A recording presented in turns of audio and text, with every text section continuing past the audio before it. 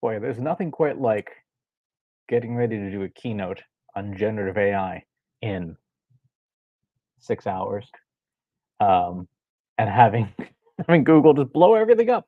Well, not everything, but figure we take some time to talk through some of the highlights from the keynote, which was quite long.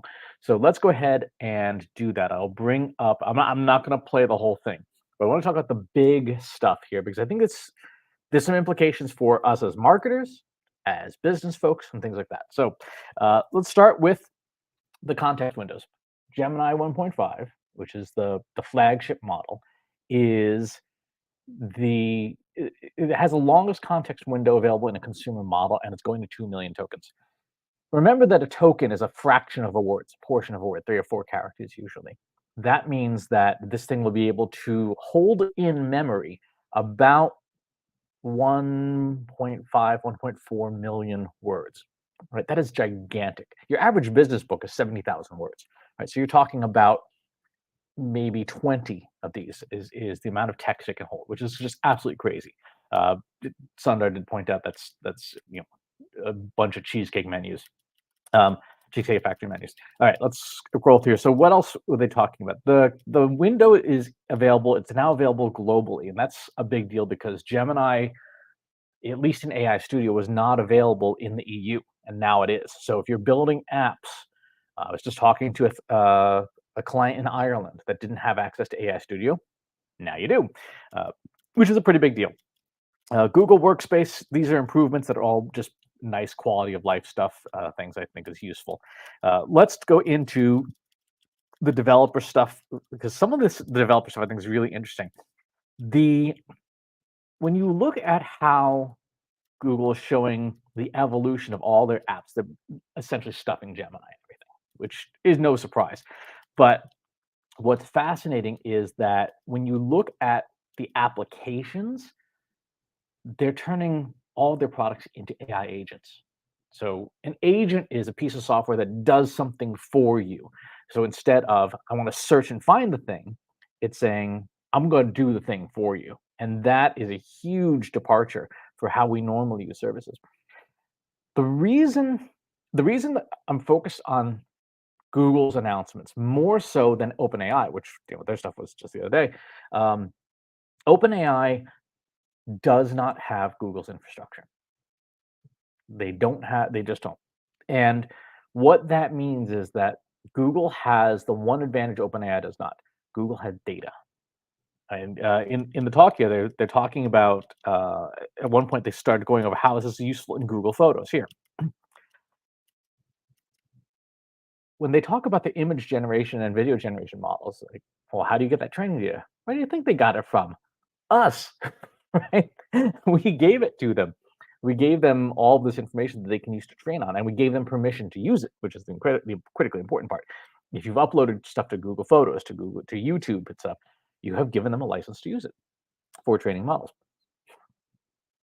Google was slow out of the gate for generative AI, but they have clearly made an attempt to catch up, and they're doing a pretty good job of it.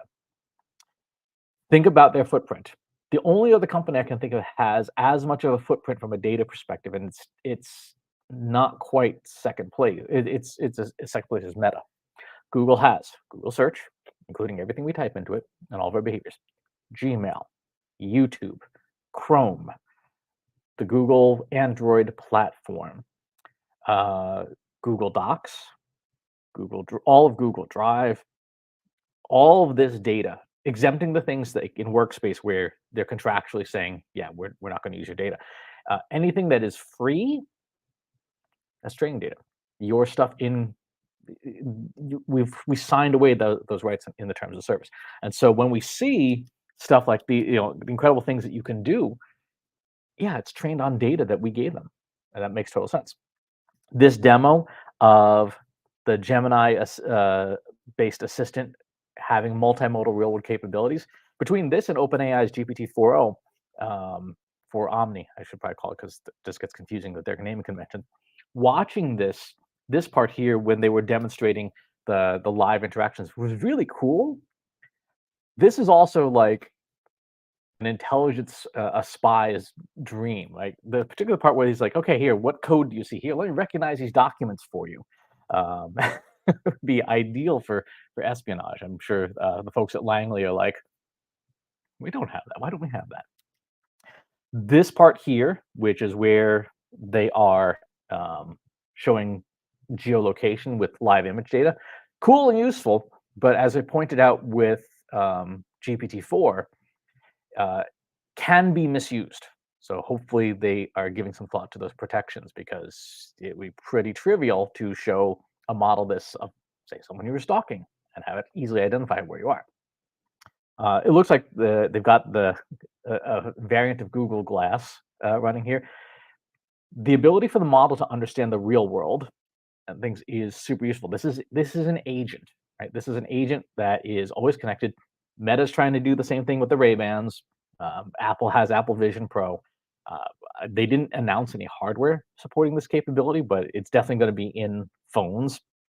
And again, this is all useful stuff. I mean, think about just going to a meeting and being able to look at the whiteboard, ask it questions when you're done with the meeting, and then have recordings of it.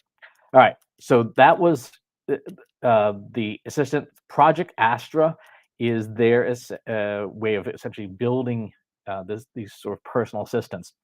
The image generation stuff, again, no surprise here. This is all stuff trained on our data. Haha.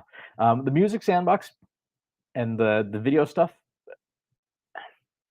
again, it depends on how it's trained. But one thing I was very glad to see here that we didn't see in some other examples from other companies is like, hey, we actually talked to real musicians and got their input, which is always something you want to pay attention to. So that was neat. The video generation model, also super useful. Filmmakers talking about the amount of time it will take to save them. The caveat with generative stuff like this is that, yes, it enables filmmakers 100%, and especially indie filmmakers who don't have the resources to make a big production. If you can get cinematic quality out of a generative model, great. You don't have to spend that money. The downside is you don't have to spend that money. So things like crew and all the folks that normally get paid to do the infrastructure for films, that goes away. So that has economic impacts, right? When you think about it, if you don't have to hire prop makers and costume makers and all this stuff, or you have to hire much less of it, that has a negative economic impact. So there's more content, there's more available stuff, but there's less people paying. There's fewer people paid to help make the stuff.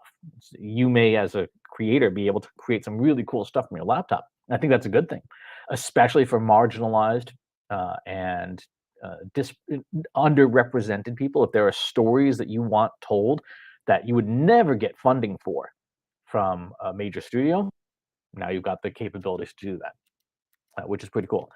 All right, this is their infrastructure, their new hardware, which is cool. The fact that the one thing I saw here that was kind of shocking, they glossed over it, was this part here where they said they have 1 gigawatt of total deployed capacity in liquid cooling for the data centers.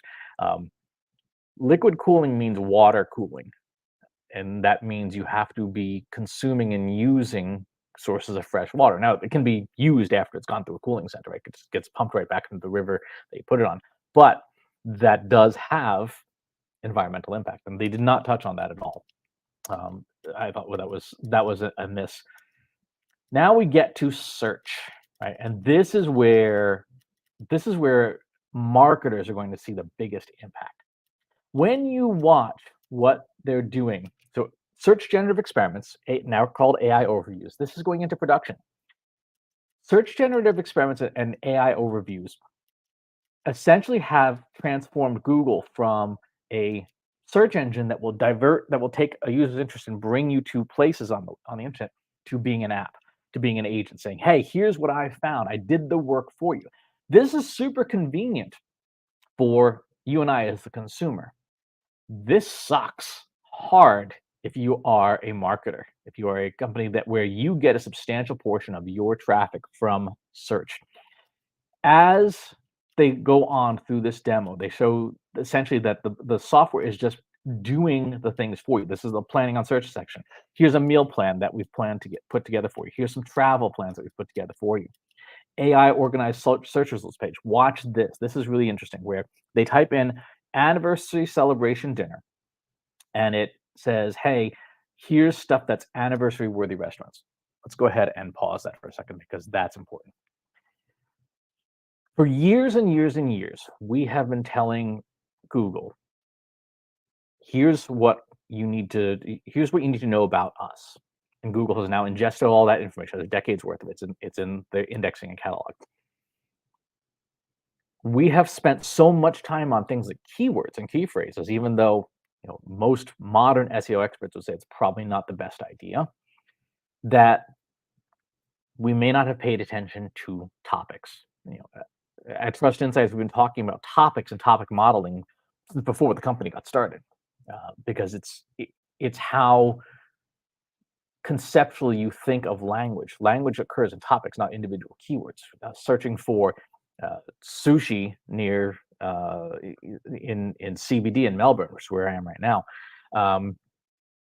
you can search that a whole bunch of ways. Japanese restaurants in Melbourne open near now. Japanese restaurants near Docklands. Now, what the agents are doing, the search agents are doing, is parsing a query, inferring our intent, like an anniversary dinner, and then taking all the information that it has about a business and saying, topically, is this a good match? Topically, is this a good match? So if we continue on in the video here, this is pretty astonishing in that search queries are now video. You can search by video. What does that do for your SEO program? Right? How much content have you created that tells Google, here's what you're about? I'm doing a live stream right now on my YouTube account, right? Because this is giving training data to Google, saying, here's what I'm about. If you're not publishing stuff that is topically aligned to your business in multiple formats, in all the different places that Google is clearly looking, you're not going to get found. And if you're publishing unbranded informational queries, not only are you not going to get found, you're not going to get any traffic for it. This is something that Rand Fishkin has been talking about for 6 or 7 years now, the rise of zero click, where Google consumes more and more clicks by giving you the answer. AI overviews and these multimodal searches essentially are doing that for you at a much greater level now. So instead of providing zero click listings, look at this demo here. Look at what they're showing you. Taking these searches and simplifying them. That is that query there. Here's how temperature affects baking. If you were King Arthur Flour, you were creating blog posts and maybe tutorials about explaining this. And now when you look at the examples, there's no content. I mean, there's no clicks there. That is just saying, hey, here's the answer. And you get no traffic. If you're the content creator that provided the training data for that, you get no traffic. This is going to be one of the biggest things that impacts SEO. Again, we've been talking about this now for a couple of years. Ever since ChatGPT came out, you can start to see the writing on the wall, how generative models are going to change people's behaviors. Google has agreed and said, yeah, we agree, and we're going to keep this traffic for ourselves. One of the things I say in my keynotes, I'm going to say it in a few hours, if you rely on unbranded search for any substantial portion of your marketing, this is a red alert. Right? This is a red alert that you need to break that dependency and diversify your traffic sources immediately. Immediately. You need to, yes, train the machines to recognize your brand, because that's important. You need to provide training data in as many places as you can on the internet. But especially, you need to assume that unbranded search for you is going away. Unbranded search is going away. Branded search will still be fine, right? Because if you say in AI overviews, there's not going to be much of an overview. Say, I want to help me find Christopher Penn at trustinsights.ai. Google's like, here you go. So if people know you by name, by your brand, by your products and services by brand, that you're probably going to keep. because there's not much that an AI overview can do other than say, hey, here's the Trust Insights website. You're looking for Christopher Penn, here you are. When you look at unbranded, that traffic's gone. There's nothing left here for us as marketers. Great, again, great for consumers, great for regular people, terrible for marketers. When you look at the meal planning stuff, yeah, like if you have some of the metadata and you have some things like recipes where Google doesn't want to replicate those recipes, and recipes is an interesting example because they're copyrighted. So Google's not going to just generate them. Same is true for music and for video. Every company is going to have to be very careful about that creates generative results is going to have to be careful at replicating that. So this is yet another reason for thinking about how do you produce copyrighted content that is protected within these ecosystems. So recipes, songs, etc. Plain text that gets synthesized into articles, that's at risk.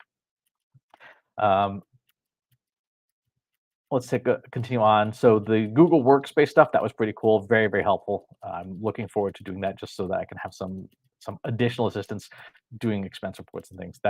There are no major changes there except to say that it's going to continue getting people used to using Gemini and generative AI in general within their ecosystems.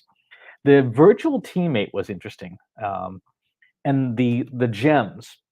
So Google announced gems, which are essentially, if you're familiar with OpenAI's custom GPTs, that's what gems are. Gems are the ability to make small custom instruction prompts versions of Gemini. The virtual employee, though, I think is really interesting because it's a gem, right? It's something that's given a role. And they gave this thing a sort of project manager / assistant role. That's not particularly interesting. Think about, though, building that virtual teammate that does email marketing, that does SEO, what's left of it, that channels your ideal customer profile. Right now, this is something you have to do manually in AI Studio or use a custom GPT. Having that virtual teammate as an agent within the walls of your company, it's a big deal because it means that you don't have to build the infrastructure on an ongoing basis. You can provide that virtual teammate to your audience, to your coworkers, and say, hey, talk to Charlie chatbot about this email and see if our customers will like it, because we trained Charlie with our ideal customer profile. That sort of exercise is going to get easier and easier and easier, and that use case is going to get more and more important. The ability to have these agents that are custom built for specific tasks, really, really useful. All right, let's see what else we got here. Gemini in literally everything here. Here's the gems part. So these are custom GPTs.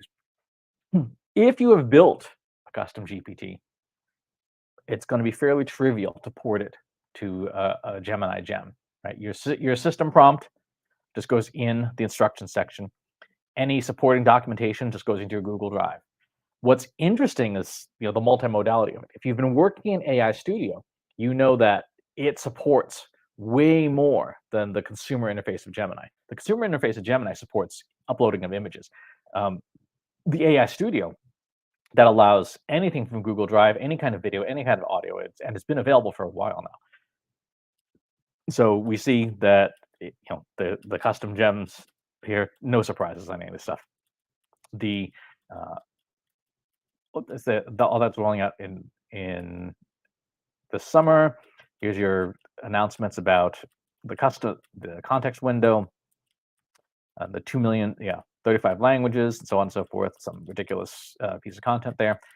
All the Android stuff. The one thing that I thought was interesting was the people who were talking about how you will be able to have on-device monitoring for fraud and stuff, which I guarantee consumers will not understand the difference between the two. And then let's keep going here. So the multimodal model, so the API features, parallel function calling, that's going to be useful for developers. The cost of using Gemini. So if you build applications, the cost is going to go down to $3.50 per 1 million tokens, which is very generous. And then Gemini Flash which is their speed model, is 35 cents per million tokens. If you think about the average work that you do in a Gemini session, you're most people are not going to get even to 100,000 tokens, 70,000 words. Most people are going to be way under that. So your costs for building apps within this ecosystem are going to be fairly low. And the AI Studio implementation, which, by the way, you should be using instead of Consumer Gemini, I don't know if Google knows this, where they just plan on not doing anything about it, but it's free. Like, you can access the most powerful version of Gemini totally for free. Use it totally for free. There's no billing enabled on it because this is your prototyping environment. I use it in my production environment, which I probably shouldn't say out loud too loudly, because it's really smart. It's really good. I tested it, and in the middle of the keynote, Gemini Flash became available. I do wonder if the name is a reference to Flash Attention, either the Flash Attention or to Apple's paper on embedding models in flash memory, so that it dramatically speeds up the model because there's less loading and less burden. So I guess we'll see architecture-wise, but these are the two new models that are available. The really big one for the super nerds in the crowd is the implementations of Gemma. So PolyGemma is a vision model. There are a lot of vision models and multimodal models out there right now that are open source or open weights. Some of them are good, most of them are not so good. If this derivative of a Gemma is good, it's going to get a lot of use for things like image recognition, which it will be a huge asset to the open weights model community, because we just need better models. The fact that Gemma 2 is coming in the 27 billion parameter range, that is a big deal. There's sort of three classes of open weights models. There's super small models, anything 7 billion parameters and under. These are really good at summarization, but they're dumb as a bag of hammers.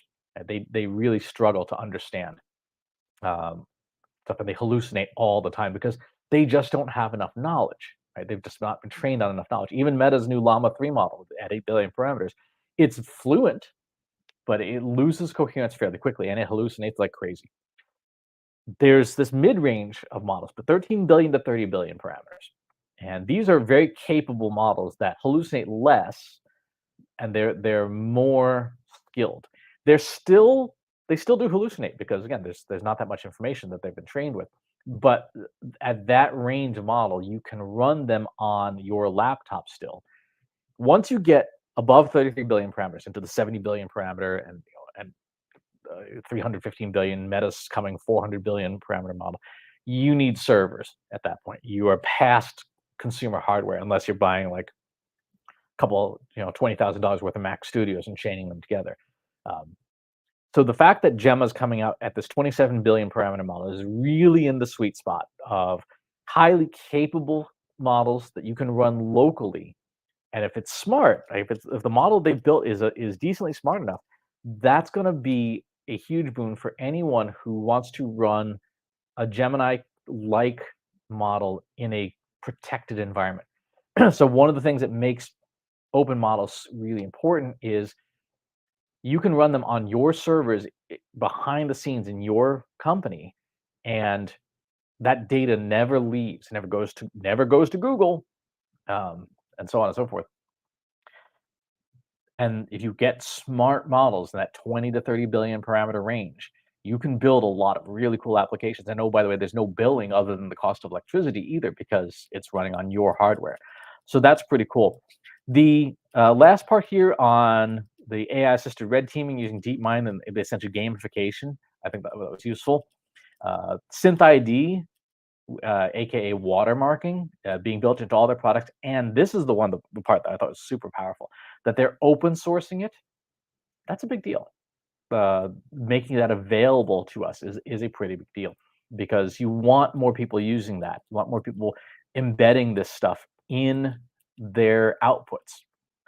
I did think it was kind of funny when they were talking about education, about how they're essentially porting these gems into education, not recognizing that this is fundamentally changing education itself as an industry. It's something that the higher education industry needs to really, really be paying attention and thinking through, like, wow, this is going to fundamentally change the model of how we use AI. how we do our business even. So the key takeaways from GoogleIO for marketers: organic search, unpaid, unbranded search is in a lot of trouble. And the antidotes, to the extent that there are any, the ways to mitigate that, to the extent that there are any, are making sure that you are publishing training data, aka content, on the internet that is loaded up with what you want to be known for.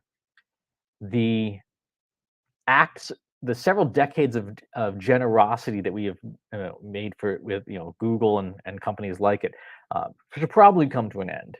In the hey, let's just make helpful content, thought leadership, with no mention of our brand in it. No, start putting your brand and stuff, because you want training data that you're publishing on the internet to have your brand embedded in it, even if it's nothing more than this piece of content is brought to you by TrustInsights.ai, and then at the bottom you have your bio, and it says TrustInsights.ai is the most trusted management consulting firm, blah blah blah, whatever. You want that in there. If you're doing things like live streams, if you're doing anything on YouTube, again, load it up with your brand. Make sure that your brand is in the content. Again, I've been talking about my company, Trust Insights, right? Because I know this video is going on YouTube, and I want Trust Insights to be associated with Google's content. Hence why we're doing this live stream. It's not just because I have lukewarm takes on it, because I'm trying to provide Google more training data associated with my brand.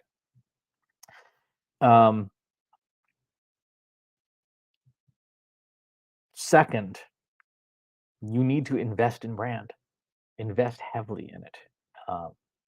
Even if you don't see ROI on the investment as a bottom of the funnel thing, you need the top of the funnel, at least for organic search, is going away.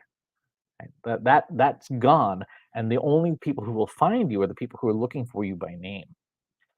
So invest heavily in brand so that people know that you exist and that they know your name. My friend Mitch Joel loves to say it's not who you know, it's who knows you, right? Which is more true and more relevant than ever. It's not who you know, it's who knows you and searches for you by name. 2, you want to have some kind of direct communication with your audience that does not involve someone else's AI. That's going to get harder and harder with all the things that are, Gemini in literally everything. But you need to have an email newsletter, right? You need to have text messaging capabilities. You might want to consider direct mail. It sounds ridiculous in the digital AI age, but you might want to consider direct mail so that there is literally a thing that somebody has, that there's no AI in the way summarizing it automatically for them. Like, okay, this is what we intended to communicate to you. Here's the actual piece of content. And third, you need to have a community that is also not moderated by AI, not LinkedIn groups, not Facebook groups, not any social network. God, no. Slack is a good choice. Discord is a good choice. Any platform where there's no AI moderating, it's humans, because you need the ability to talk to your customers directly and listen to what they're having to say without having someone else's machinery filtering it out. And then in terms of Gemini's capabilities and what you can do with it, now is the time to get really good at this stuff, like really good at it, because if you don't, your competitors are going to eat your lunch. So generating content at scale, embedded with your brand, to feed machines, creating experiences for people, investing heavily in any part of your products or services where the core value includes humans is a smart investment. So the example I like to give in my keynotes is your hairdresser, right? Most people have a hairdresser they like. If you have a hairdresser or a barber or some personal services provider, you like them for who they are as a human being, right? You probably would not be okay with them being replaced by a robot, unless they were so bad at their job that a robot would be an improvement. And then there's a question about why you would be going to them in the first place. that human-to-human interpersonal connection is part of the value proposition, which means that it's harder for a machine to automate that away. We just saw a huge ton of uh, automation replacements. One that when they were demoing the sort of built-in assistant, that virtual employee, that really got me thinking a lot about the whole virtual assistant industry, and people who do basic virtual assistant stuff like this. Not more advanced thinking, but the basic stuff. Hey, summarize this, help me organize my expenses and things. This is this is going to impact that industry, right? So if you are in that industry, then you have to double down on the human portion of what you do, because you can have a machine helping out with this, and perhaps if you were in the virtual assistant industry, you would have your best practices you would want to encode into a virtual teammate and provide that along with you as your service. And then you and the company part ways, you take your code and you walk away. And that's another really important part to think about with all this stuff. Custom GPTs are fine. They didn't mention whether gems could be shared, but I would imagine, you can share Gemini conversations. I can't imagine you can't share gems. Custom GPTs, until the release of GPT-4 Omni, were limited to paying customers.